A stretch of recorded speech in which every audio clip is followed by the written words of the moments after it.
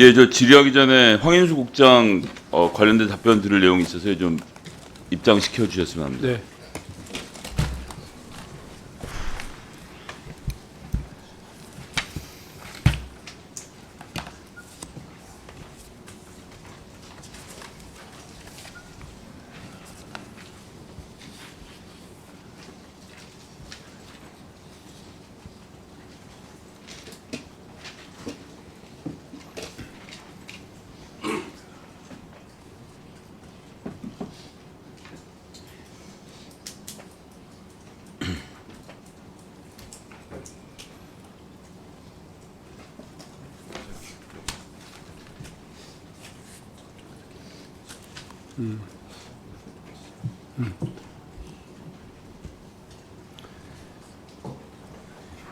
이 위원장님, 제가 황인수 국장이 지금 저지른 위법한 사항에 대해서 지금 국정조사에 좀 엄중히 밝히려고 하는데 저렇게 마스크를 쓰고 안경을 쓰고 있는 것은 용납을 할 수가 없는데 좀 벗고 증언에 임할 수 있도록 조치를 취하시고 부탁드리겠습니다. 네, 다시 황인수 국장. 예, 위원님. 지금 평상시에는 안경 벗고 활동하시죠? 언론에 노출되지 않을 때는 그렇게 하고 있습니다. 자, 마스크도 벗고 활동하시죠? 예, 언론에 노출 안 될 때는 그렇게 하고 있습니다. 그러면 이 회의장에서 나갈 때는 벗습니까? 예. 오늘 아까 오전에 이 회의장에서 나가서는 다 벗고 지금 식사도 하고 언론이 주변에 없는 걸 확인하고 제가 벗은 적은 있습니다. 정말 코미디입니다.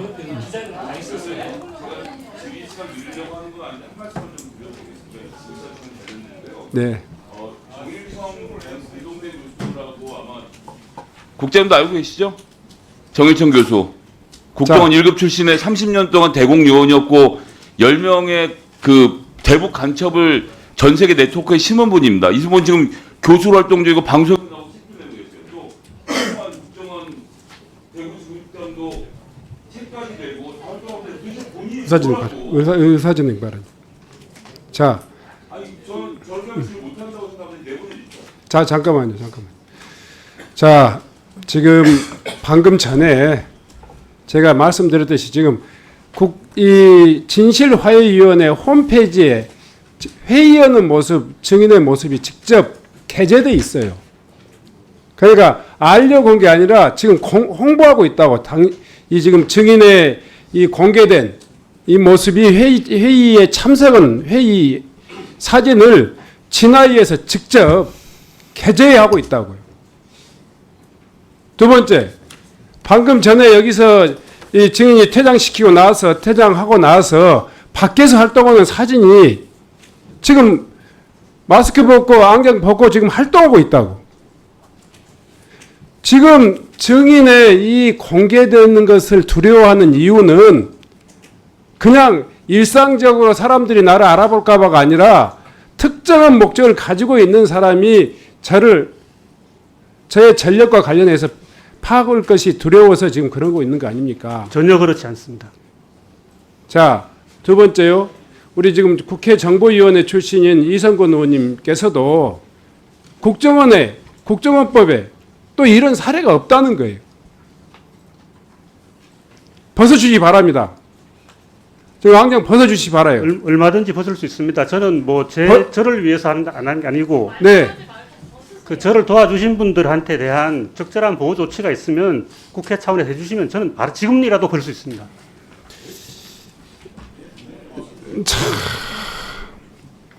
지금 또 이야기하지만 다 있잖아요. 응? 예. 자, 이건 국회를 못 오고는 것뿐만 아니라 지금 임명권자라든가 해당 기관장을 아주 어렵게 만드는 겁니다. 일반적인 상식을 동원해서 보더라도 그런 타당한 이유가 개인적인 이유라도 있었으면 좋겠습니다. 그런데 계속적으로 이 지금 국정감사 기간에 이 발목을 잡고 있는데 다시 한번 마지막으로 벗고 국정감사에 임하겠습니까? 저는 적절한 조치가 지금이라도 해주신다고 약속만 하시면 저는 언제든지 볼 수 있습니다. 자, 자, 그러면 특별한 조치에 대해서 이야기를 못 하시잖아요. 자, 특별한 조치에 대해서 그래요? 네.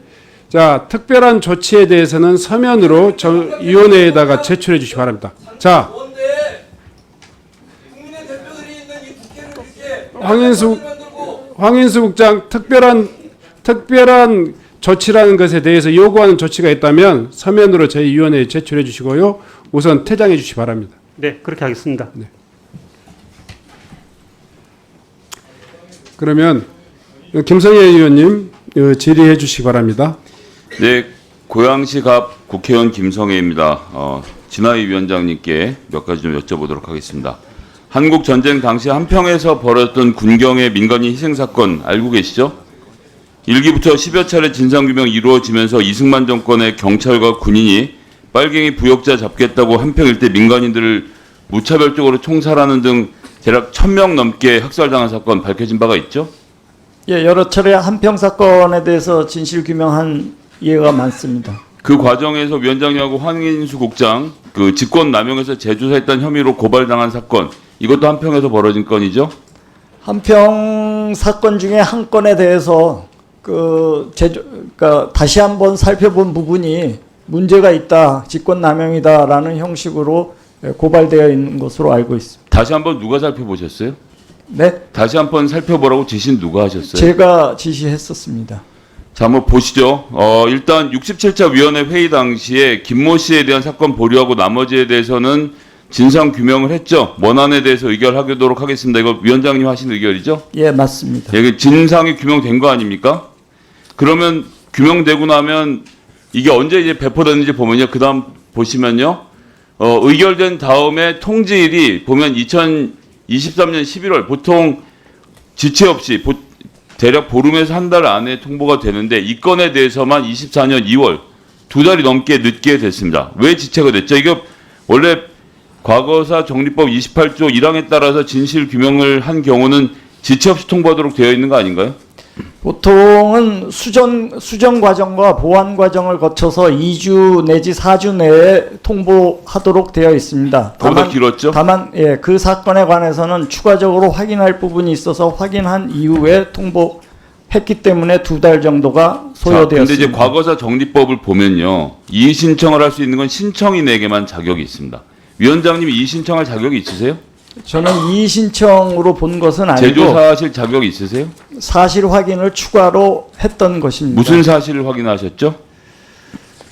적대 세력에 의해서 희생되었다라는 구체적인 신청서가 있었고 그 내용도 매우 구체적이었습니다. 그런데 보고서상에 그런 내용이 일체 나오지 않은 상황에서 군경에 의한 희생으로 뒤바뀌어 있었습니다. 67자 회의록 다시 보여주실까요? 자, 위원장 김광동, 의안번호 제23호 237 진실규명 확인 심의 결의안 전남 한평 군경에 의한 민간인 희생 사건은 중간 생략 전보에 대해서 원안 의결하도록 하겠습니다. 이거 누가 했어요? 제가 했습니다. 아니 했는데 뭐가 그 내용을 보고 의결하신 분이 내용이 부족하다라고 나중에 얘기한 게 말이 돼요? 위원회 의결을 통해서만 재조사를 할 수 있도록 돼 있는데 왜 위원회에서 의결을 한 다음에 위원장님이 없는 권한을 사용해서 이거 좀 부족한 것 같은데 지금 말씀 심지어 적대 세력에 의한 것 같은데 왜 내용이 빠져 있지? 그 내용을 넣고 나서 의결하시면 되는 거 아니었습니까? 근데 의결한 다음에 재조사를 임의대로 지시할 권한이 없잖아요. 재조사 지시한 것이 아니고 그게 재조사죠. 그 보고 아니 군경에 의한 학살이 적대 세력에 의한 학살로 바뀌면 사건 성격이 완전히 바뀌고 피해자들이 보상받을 수 있는 조건도 완전히 바뀌는데 이게 재조사인 거지 어떻게 보완조사입니까? 본인이 의결한 건에 대해서 그렇게 말씀하시는 건 전 말이 안 된다고 생각하고요. 보고서의 사실이 맞는가 아닌가 다시 한번 살펴보라고 했었습니다. 그 김 씨도 아니고 다른 신모 씨에게 좌익 활동을 했냐? 대창 부대가 빨치산과 관련이 없냐? 대창 부대 들어보셨냐? 말씀하신 사건은 인민군이 들어와서 발생한 사건이냐? 재조사 당시에 이미 조사관이 이게 적대 활동에 의한 것임을 유도하려는 의미를 내포하고 이런 질문들을 하는데 그러면 보완이라고 하셨죠? 그런데 왜 조사관들을 바꾸셨어요? 원래 일단 멀쩡한 조사관들을 두고 2명 다 교체를 하셨는데 한 명은 이 사건의 가해 기관이 경찰 출신으로 바꿨고 다른 한 명은 6.25 납북 진상규명위원회 출신으로 2명을 다 교체했습니다. 위원장님 말씀하신 대로의 보안이었다면 원래 하던 조사하는 사람을 시키면 되는데 왜 바꾸셨어요? 원래 조사하던 조사관이 지방자치단체에서 파견 나와 있었는데 이 조사를 마치고 복귀하게 되었습니다. 위원장님 그렇게 말씀하시는데 안 됩니다. 2명 있었잖아요. 한 명에 대해서만 나갔는데 마치 2명이 한 것을 한 명이 한 것처럼 말씀하시면 안 됩니다. 한 명의 조사관 남아 있었잖아요. 그 사람 왜 교체하셨어요? 제가 아는 바로는 한 명이 조사했고 그 한 명이 지방자치단체로 출장 내역을 복귀했었습니다. 보면 2명이 같이 다녔습니다. 무슨 말씀이세요? 그럼 왜 2명을 다시 임명하셨어요? 한 명이 했다면서.